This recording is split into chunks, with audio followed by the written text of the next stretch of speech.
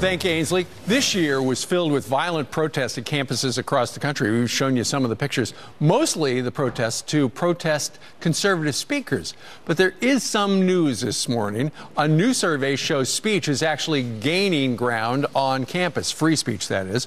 According to the Foundation for Individual Rights in Education, or FIRE, in the past year there has been a 10% drop in the schools with policies prohibiting or restricting free speech.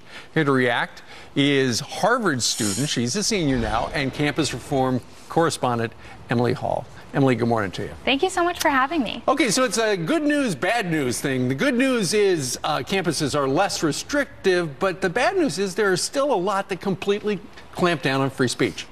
Absolutely. And I think it's important to note that although this FIRE study does show important progress, that progress has been really hard fought.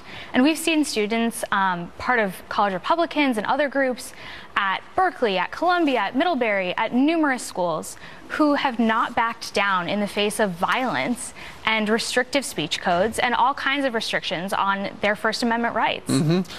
FIRE found that roughly 1 in 3 schools still maintain policies that drastically limit free speech on campus. You know, I think if parents and students knew before a kid was going to sign up to go to a college that the school they were going to was restrictive in their free speech abilities, a lot of them wouldn't go.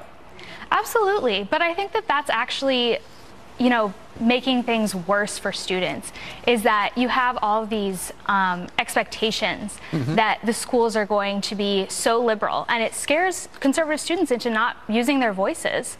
And I think it's really important, the work that students are doing on their own campuses, that groups like the Leadership Institute and campusreform.org are doing to train these students.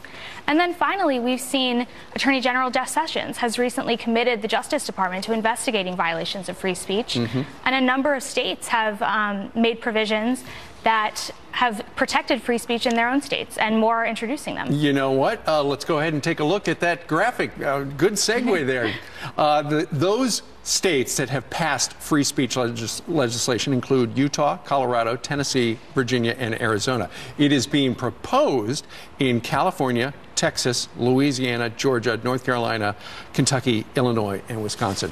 When it comes to restricting free speech, does that campus then tilt so far to one side politically, and is it almost always to the political left? Yes, I think that these schools are reacting to both their student bodies and their professors, which lean overwhelmingly left. And when conservative voices are suppressed, it's really robbing students of their education, because the best thing that a college education can do is teach students how to defend their own beliefs, argue with people, and come out with a better answer. You know, my wife and I were shocked that one of our kids went to a school that was aligned with a religious institution, the Catholic Church, and we were shocked at how far to the left it tilted. And it was not just the students, for the most part, but it was the administrators, the teachers. It was across the board. We didn't know about it going in. Yeah, it's incredible to see how many schools across the country just shift so far to the left and suppress student voices. And then you have a refusal by many administrations to even, you know, punish groups like Antifa that come on campus and evoke violence against professors, against students, against speakers, and there's nothing done about it. All right. I think most families would just like to be able to send their kids to a school where you get both sides, so that it's not all just one. If you would like, apparently the list of the schools, it's broken down. Go to the Foundation for Individual Rights in Education, and they will have the list right there. Emily, thank you very much for joining us live. Thank you so much for having me. Great job. Good luck at Harvard, by the way. Thank you.